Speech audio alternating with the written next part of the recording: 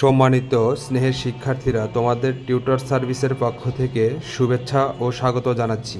আজকে আমি নবম, দশম ও এসএসসি পরীক্ষার্থীদের জন্য একটি নতুন ভিডিও নিয়ে হাজির হলাম। তোমরা অলরেডি শিরোনাম দেখেই বুঝতে পারছো আমি কোন বিষয় নিয়ে আলোচনা করব। আজকে আমি শুভা গল্প বিশ্লেষণ করব। যাদের বোর্ড বইয়ে ভীতি আছে তারা অবশ্যই এই ভিডিওটা দেখবে।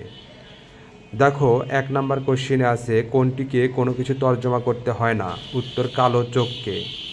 2 নাম্বার প্রশ্ন আছে কোনটি শুভার ভাষার অভাব পূরণ করে দেয়, উত্তর প্রকৃতি।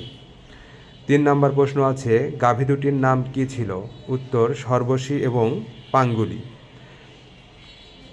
4 নাম্বার প্রশ্ন আছে কোনটি শুভার কোলে সুখনিদ্রার আয়োজন করত, উত্তর বিড়াল শিশু। 5 নাম্বার প্রশ্ন আছে শুভা বিধাতার কাছে কি প্রার্থনা করত, উত্তর অলৌকিক ক্ষমতা।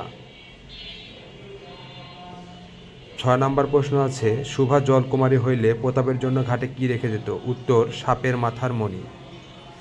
এবং তোমাদের জন্য একটি কুইজ কোশ্চেন রাখছি, কুইজটা অবশ্যই তোমরা উত্তরটা কমেন্টে দেবে।